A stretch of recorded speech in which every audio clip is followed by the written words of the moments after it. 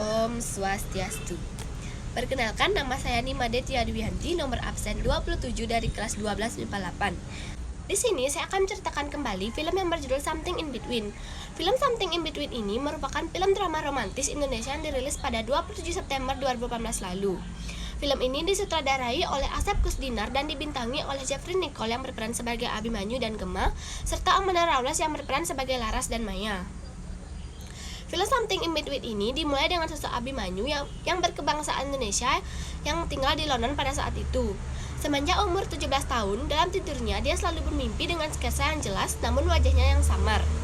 Sosok perempuan dan laki-laki yang tinggal di Jakarta yang selalu duduk di bangku SMU dengan kata-kata yang sangat jelas, yaitu sosok laki-laki berkata, "Aku mau sama kamu selamanya." Kemudian dijawab oleh sosok si perempuan, "Sampai mau memisahkan kita." Dan dijawab lagi oleh si laki-laki, "Bahkan mau tidak akan bisa memisahkan kita."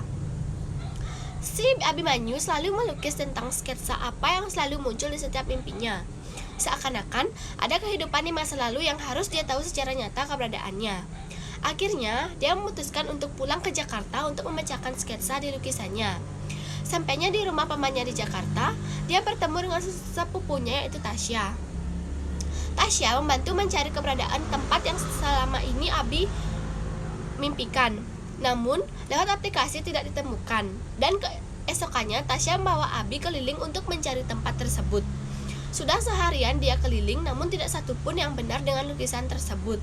Malamnya, lewat story di medsos, Tasya memposting tempat itu dan ada yang menjawab bahwa tempatnya adalah SMU Kebangsaan. Keesokannya, Abi memutuskan pergi sendiri ke sana karena dia bingung apa yang harus dia cari di SMU tersebut. Sampainya Abi di dalam sekolah, ia bertemu dengan Pak Maman. Pak Maman merupakan seorang penjaga sekolah. Pak Maman ini terkejut dan menangis melihat Abi. Ternyata Abi ini mirip dengan seseorang yang dulunya pernah bersekolah di sana. Ia bernama Gema, seorang laki-laki yang sangat mencintai gadis kelas unggulan bernama Maya. Kemudian, film ini berfokus pada kehidupan tentang apa yang terjadi dahulu pada Gema dan Maya. Gema selalu berusaha mengungkapkan perasaannya dengan cara yang tersendiri. Saat itu, Gema memberi Maya proposal cinta yang isinya ular tangga dan surat yang harus ditandatangani Maya jika ia sudah mau menerima cintanya Gema. Dengan segala keanehannya, Gema selalu mendatangi kelas Maya saat jam pelajaran pun dari jendela dekat Maya duduk. Perbedaan kelasnya antara Maya dan Gema yaitu antara kelas unggulan dan kelas biasa. Gema dibantu oleh Surya untuk mendapatkan buku-buku pelajaran di perpustakaan dan Gema pun les privat agar bisa masuk di kelas unggulan. Dengan segala perjuangannya belajar, akhirnya dia menempat nilai-nilai yang bagus di setiap ulangannya. Maka ia berhasil pindah ke kelasnya Maya.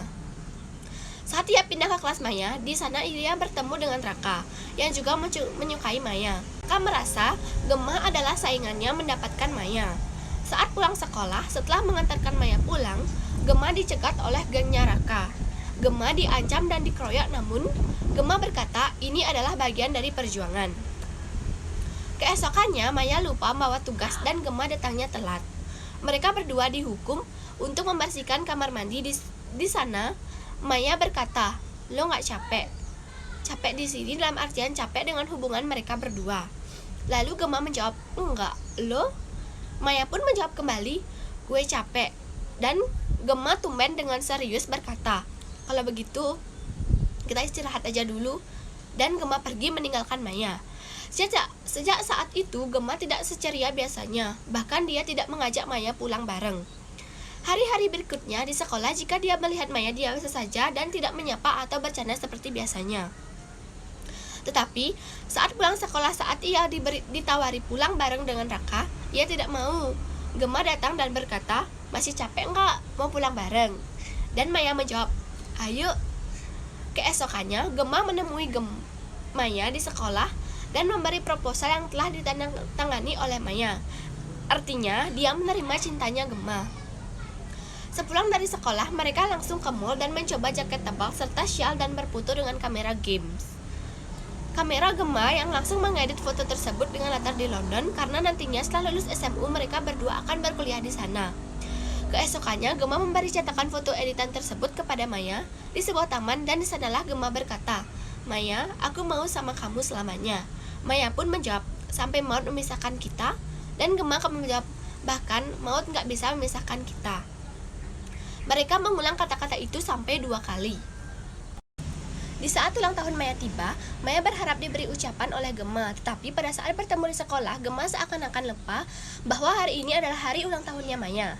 Tapi sepulang sekolah, Gemma menawarkan pulang bareng Maya dan mengajak Maya ke toko kue. Di toko kue, bukannya Gemma membeli kue, malah cuma membeli lilinnya saja. Dan menyalakan di depan kue yang dipajang di toko tersebut dengan pembatas kaca. Kemudian menyuruh Maya untuk meniupnya.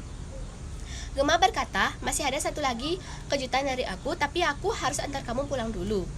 Sore hari tiba, kejutan dari Gemma adalah mengajak orang tuanya ke rumah Maya untuk bertemu dengan orang tua Maya.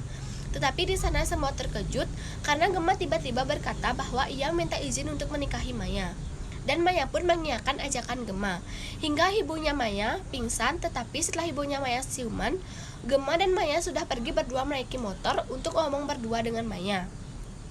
Di sana orang tua Gemma dan Maya menyusul mereka.